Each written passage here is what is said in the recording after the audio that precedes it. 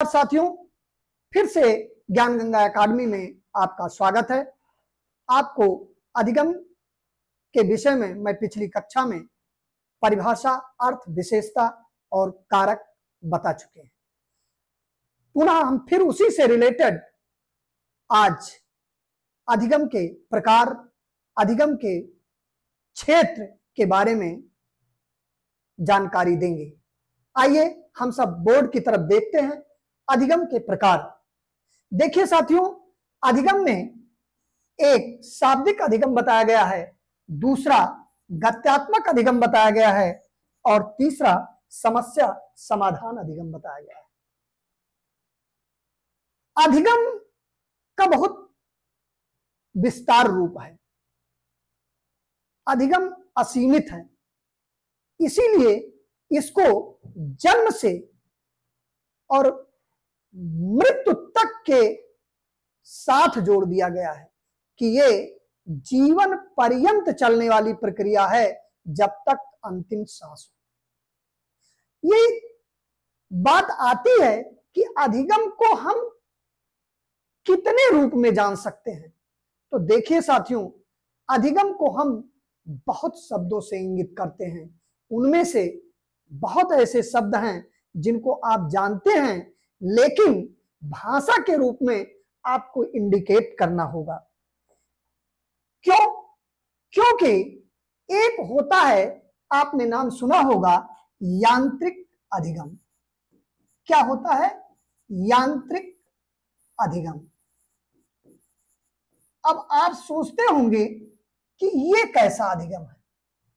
आपके मस्तिष्क में आया होगा कि यांत्रिक अधिगम क्या है। यांत्रिक अधिगम भी सीखने का एक सरल तरीका है। हम छोटा सा उदाहरण देंगे कि हम यंत्रों के द्वारा भी सीखते हैं। सभी लोग सब यंत्र नहीं देख पाते हैं। क्यों?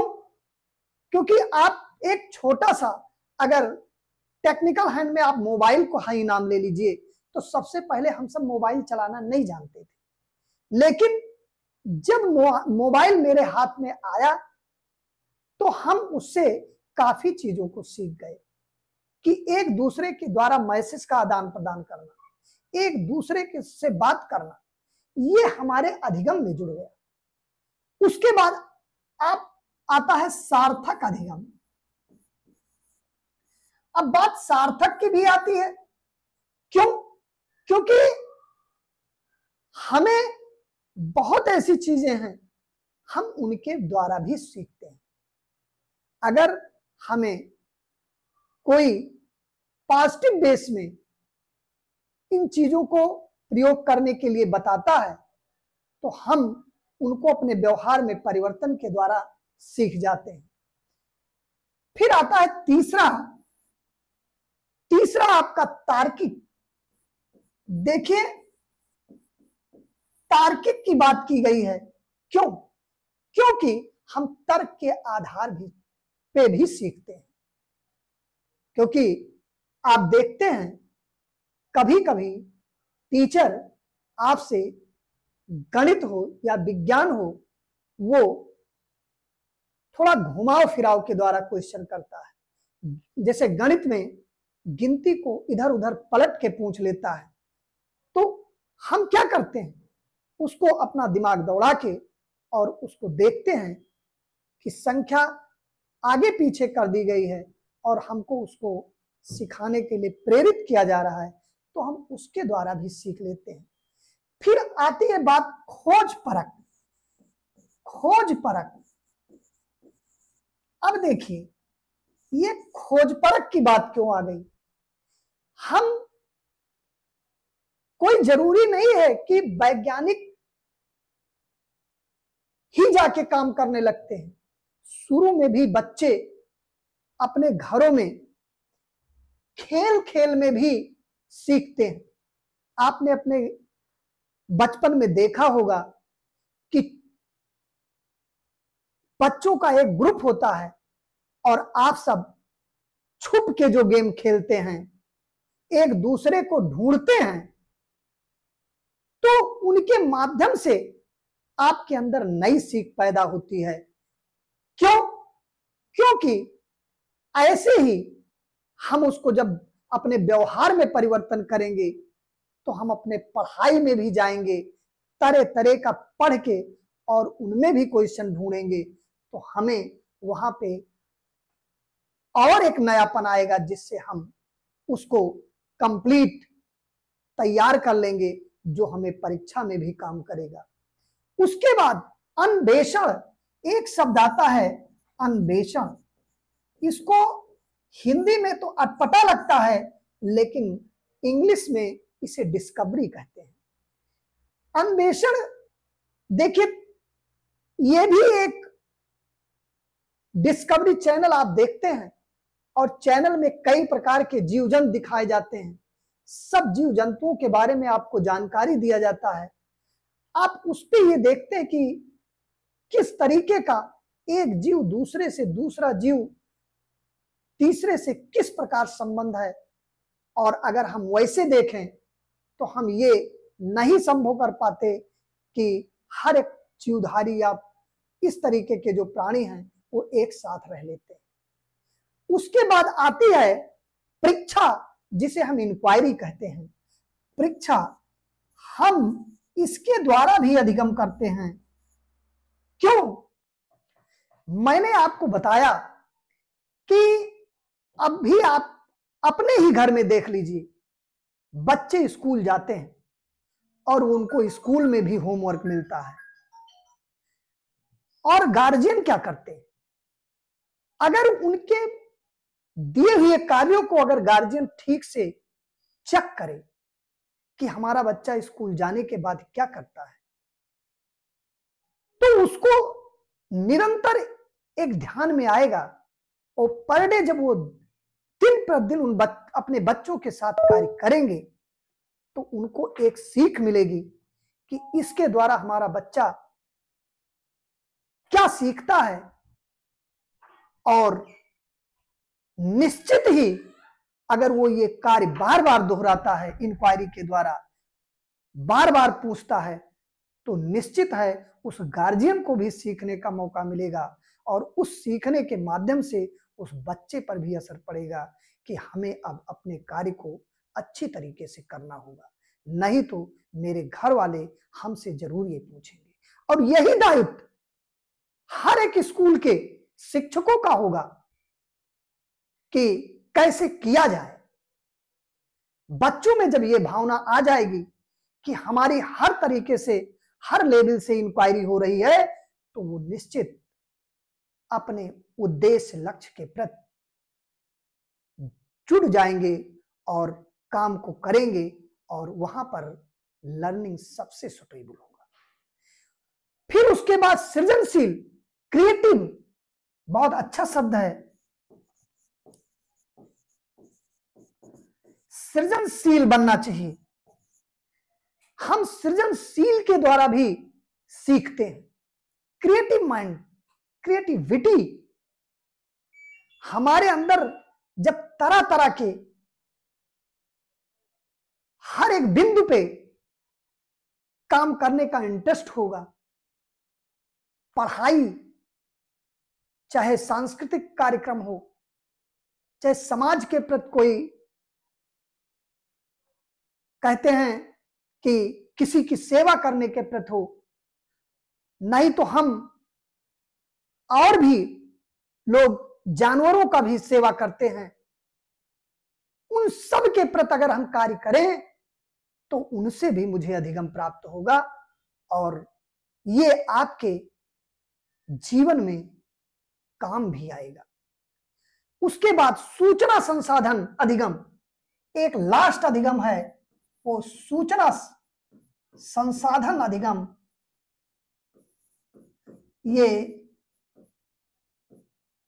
इसलिए कि हम सूचनाओं के द्वारा भी सीखते हैं। हम सूचनाओं के द्वारा भी सीखते हैं, क्योंकि देखिए आप हर जगह से सूचना पाते हैं। मान लीजिए छोटा सा उदाहरण आपको बता दिया जाए कि हमारे आप जिले को ले लीजिए, नहीं तो आप जिस शहर या ग्राम सभा में रहते हैं वहां की बात ले लीजिए, और अपने शिक्षा से संबंधित कि कल गांधी जयंती है, तो हमको वहीं से एक संबंध मिल जाएगा। और आजकल आप देखते हैं मीडिया संचार की व्यवस्था कितनी तेज है, और उन्हीं के द्वारा हमें पहले से ही गांधी जयंती के बारे में सूचना मिल गई, और उसका टाइमिंग निश्चित कर दिया गया, और उसका संबंध भी दूर दूर से अपने राजधानी, अपने देश की राजधानियों से जोड़ दिया गया, और ये बताया गया कि कल गांधी जयंती में आपको क्या क्या करना है। साथियों, ये तो आपके इतने शब्द केवल अधिगम से संबंधित हैं जिन्हें आप इतने शब्दों में जान गए। मैं आपको कह रहा हूं कि आप मन से इस वीडियो को देखिए और अंदर तक जाइए, उसके बाद आपको अधिगम के बारे में पता चलेगा, जो आपके जीवन में आपको ये सफल भी बनाएगा। हम एक शब्द आया था शाब्दिक अधिगम। अब ये बच्चों के अंदर शाब्दिक अधिगम कैसे आएगा? शब्दों के द्वारा इनको लर्निंग का काम कराया जाएगा। बात आती है कि कैसा, जब अगर कहीं भी शब्द भंडार, अगर कहीं भी शब्द भंडार ना हो तो कैसे बच्चे सीखेंगे? शब्द भंडार जो है नहीं होगा तो बच्चे नहीं सीखेंगे, क्योंकि शाब्दिक अधिगम में शब्द भंडार की बात कही गई है और भाषा की बात की गई है और भाषाई विशेषता की बात की गई है। भाषाई विशेषता की बात की गई है। अगर ये सब चीज नहीं होगा तो शाब्दिक अधिगम नहीं हो सकता। क्यों? क्योंकि बच्चे को सबसे पहले हम शब्दों का ज्ञान कराएंगे, और जब उनको शब्द भंडार अल्फाबेट पूरा समझ में आ जाएगा, चाहे वो हिंदी में आ से ज्ञ तक हो, इंग्लिश में चाहे ए से जेड तक हो, अगर इनका ज्ञान होगा तो उसी से वो भाषा सेंटेंस बना सकेंगे और उसी पर वो उसकी विशेषता भी जानेंगे।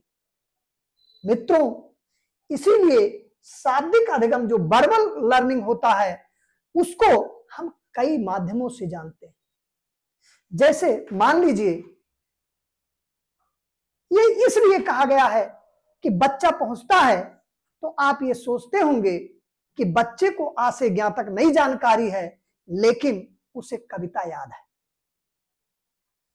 वो भी आसान तरीके से उसको कविता याद हो जाती है। क्यों? क्योंकि उसको बार बार बोल बोल के उसको सिखाया जाता है, तब उसको उसी शब्द के द्वारा उनको वो पकड़ता है और शब्द को जोड़ने लगता है, और जैसे जोड़ने लगता है तो उसके मुंह से जो कविता की आवाज सुनाई पड़ती है वो इंटरेस्ट बना देता है। इसी के साथ गत्यात्मक अधिगम, गत्यात्मक अधिगम का अर्थ आप छोड़ के अधिगम को देख लीजिए। केवल अधिगम को अगर आप हटाएंगे तो गत्यात्मक मतलब मोटर, मोटर क्या करता है? गति करता है। अब भाई बात आती है कि गति कैसे करता है। देखिए, अगर बालक अधिगम में अपने शरीर को गति करना स्टार्ट कर दे, अब शरीर में गति करने का मतलब उछल भी कूद सकता है। एक शब्द आता है नृत्य। अब ये नृत्य करना सिंपल भाषा में हम उछलना कूदना बोल सकते हैं, लेकिन ये उछल कूद हर लोग करते हैं लेकिन नृत्य नहीं करते। लेकिन जो नृत्य करते हो या कार चलाना,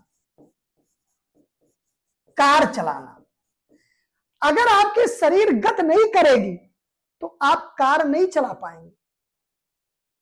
घुड़सवारी करना, अगर आपका शरीर गत नहीं करेगा तो आप घुड़सवारी नहीं कर सकते। आपके शरीर में मूवमेंट होना चाहिए, और इन्हीं के द्वारा भी हम सीखते हैं बालक। हम इसी के द्वारा सीखते हैं कि जो गत्यात्मक अधिगम होता है उसको हम जब अपने व्यवहार में परिवर्तन करके जोड़ते हैं अपने से, तो हम इसके द्वारा एक्स्ट्रा सीखते हैं। देखिए, बहुत ऐसे बच्चे जब अच्छे पदों पर जाते हैं तो उनको घुड़सवारी भी कराई जाती है, क्योंकि हर लेवल में, हर संकट में उन्हें हर चीज को जानना जरूरी होता है। व्यायाम करना, व्यायाम तो सबके लिए होता है। शिक्षण के आधार पर अधिगम के प्रकार को बताया गया है। अभी तक आप व्यवहार के आधार पर और शिक्षा के आधार पर पढ़ रहे थे, अब शिक्षण के आधार पर आप अधिगम को पढ़ेंगे। देखिए, नए नए तरीके, अधिगम असीमित है। आप अधिगम को एक कोई छोटे रूप में मत देखिए, क्योंकि जीवन पर्यंत चलने वाली प्रक्रिया है। अब अधिगम को 3 स्तर में बांटा गया है, एक स्मृति स्तर पे, और दूसरा अवबोध स्तर पे, और तीसरा चिंतन स्तर पे। अब स्मृति स्तर पे मतलब क्या होता है? जो स्मृति स्तर अधिगम का तात्पर्य है वो कैसा होना चाहिए अधिगम? पहले तो ये जानिए कि जो निम्नतर स्तर अधिगम और उच्चतम स्तर अधिगम, क्यों? क्योंकि वो निम्न से चलता है और उच्च की तरफ चलता है। निम्न से चलेगा और उच्च की तरफ चलेगा। अब हम जो है स्मृति स्तर के अधिगम को देख लेते हैं। क्या है स्मृति स्तर? स्मृति स्तर का अधिगम सबसे सरल होता है। स्मृति स्तर का जो अधिगम है वो सरल होता है। ये रटंत विद्या पर आधारित है। ये रटंत पर आधारित है। लोग यहां पर रट के कोई चीज होता है वो बताते हैं, लेकिन अवबोध स्तर, जो अंडरस्टैंडिंग आपका होता है, उसमें आपका रटंत नहीं चलता। क्यों? क्योंकि ये जो चिंतन स्तर अधिगम है और स्मृति स्तर अधिगम है, ये इसके बीच का मध्यवर्ती अधिगम है। इसके बीच का ये जो है ये मध्यवर्ती है। लेकिन जो स्मृति स्तर अधिगम है ये सूचनाओं का आदान प्रदान करता है, और जो आपका चिंतन स्तर है ये अधिगम उच्च स्तर का अधिगम है। हमको किसी भी समस्या के समाधान के लिए चिंतन का जरूरी होना है। हम किसी समस्या से अगर उबर सकते हैं तो एक शिक्षक हो या स्टूडेंट हो तो उसको अपने पढ़ाई से उबरने के लिए उसको चिंतन मनन की आवश्यकता है। जब वो किसी भी चीज को पढ़ के और उसके बाद उस पर चिंतन करेगा, उस टॉपिक पर चिंतन करेगा, तो निश्चित है वो सफल होगा। मान लीजिए हर एक बालक की परीक्षा होती है, जब वो पढ़ने लगता है तो अपने पढ़ाई के दौरान उसकी बहुत परीक्षाएं होती हैं, और उससे उस समाधान से निपटने के लिए उसको निश्चित है अपने सब्जेक्ट के प्रति चिंतन करना होता है, और उस समस्या के समाधान को बेहतरीन ढंग से निपटाने के लिए जब वो अपने सब्जेक्ट हर एक पेपर पे चिंतन करके कार्य करेगा तो निश्चित ही वो इस अधिगम के द्वारा सफल होगा। देखिए साथियों, ये अवबोध का मतलब ये कोई जरूरी नहीं है कि आप सिंपल भाषा में, जैसे सामान्य भाषा में, इसमें चिंतन की कोई आवश्यकता नहीं हो। साथियों, अब आगे अधिगम का क्षेत्र बताया गया है, जो आपके सामने जो प्रमुख क्षेत्र अधिगम के हैं उनको हम सब एक बार देख लेते हैं। अधिगम के क्षेत्र में 3 बात कही गई है। एक आपका संज्ञानात्मक अधिगम, दूसरा आपका भावात्मक अधिगम और तीसरा आपका क्रियात्मक अधिगम। अब हम एक एक अधिगम को जानेंगे। आप देखिए, कॉग्निटिव लर्निंग, इसमें क्या क्या बात किया गया? ज्ञान, और फिर बोध, और फिर अनुप्रयोग, विश्लेषण, संश्लेषण व मूल्यांकन। अब आपको हम बताएंगे कि संज्ञानात्मक अधिगम के द्वारा हम कैसे अधिगम करते हैं। आप, इससे तात्पर्य यह है कि हम तथ्यों का जो ज्ञान होता है उसको हम किस आधार पे करते हैं, या सूचना या अन्य बौद्धिक जो कौशल से अर्जन हम करते हैं, मतलब जो तथ्यों का ज्ञान होता है वो हमें कैसे होता है? सूचनाओं और बौद्धिक कौशलों के द्वारा होता है। इसके बिना हमको ज्ञान नहीं प्राप्त हो सकता, क्योंकि हम जब इन सब का प्रयोग कर लेते हैं तभी हम विश्लेषण और संश्लेषण और मूल्यांकन की बात करते हैं। जब ये सब चीज हमको तथ्य मिल जाएंगे तब हम मूल्यांकन उसका करेंगे और उन्हीं के माध्यम से हम अपने व्यवहार में परिवर्तन करके लर्निंग का काम करेंगे। आता है भावात्मक अधिगम। अब भाव साफ साफ लिखा है कि भावात्मक मतलब भाव, भाव का मतलब व्यक्ति की दृष्टिकोण हो। उसके बाद मूल्य के भाव को देखा गया, फिर संवेगों को देखा गया, और जब इन सब को हम सीखते हैं तब हमारे अंदर क्या होता है? भावात्मक लर्निंग होता है। क्यों? क्योंकि अगर हम व्यक्ति की दृष्टिकोण नहीं समझेंगे और मूल्य भाव और संवेगों के द्वारा हम सीखेंगे नहीं तो हम किसी की भावनाओं को कैसे जान सकते हैं? एक छोटा सा उदाहरण आपको दे रहे हैं। किसी व्यक्ति को आप ये नहीं जान सकते अगर आपसे परिचय नहीं है। तो मान लीजिए कोई भी व्यक्ति अगर आपको क्लास में मिला और आप उसको नहीं जानते हैं और उसने आपसे कहा कि आप मुझे अपनी कॉपी दे दीजिए, मैं कल आपको वापस कर दूंगा। मान लीजिए वो आपने नहीं समझा और कॉपी तुरंत दे दिया कि कल तो आएंगे ही, और उसके बाद वो कॉलेज आना बंद कर दिया। तो क्या हुआ? क्योंकि आपने उसके भाव को नहीं समझा और तुरंत उसी भाव में आके आपने अपनी कॉपी को दे दिया। और जब दूसरा दिन आया तो यह हुआ कि आपने कहा सर वो मेरी कॉपी लेके चला गया और नहीं आ रहा। तो जब हम क्या करेंगे? उस पर प्रतिक्रिया व्यक्त करके पहले देखना चाहिए। इसीलिए कहते हैं कि जब व्यक्ति की दृष्टिकोण जाती है तो सबसे पहले वो प्रतिक्रिया व्यक्त करता है और स्वाभाविकरण की भावना देखता है, और जब ये सब देख लेता है तब वो लर्निंग का काम करता है। तब वो जान पाता है कि हमें कल ये मिलेंगे या नहीं मिलेंगे। ऐसा नहीं है कि तुरंत एक दिन में आप किसी को समझ लेंगे। अधिगम तभी संभव है जब आप डे बाय डे व्यवहार में परिवर्तन देखेंगे तो आपको पता चल जाएगा। साथियों, फिर आता है क्रियात्मक अधिगम, जिसे हम चेष्टात्मक अधिगम भी कहते हैं। ये प्रत्ययीकरण, मनोनीति, निर्देशित प्रतिक्रिया, कार्य कौशल व जटिल वाह्य व्यवहार होते हैं। क्यों?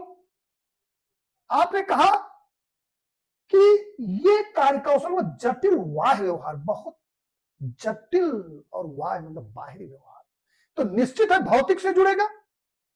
भौतिक तथा कामिक नियंत्रण के द्वारा विभिन्न कौशलों के सीखने से होता है क्रियात्मक अधिगम।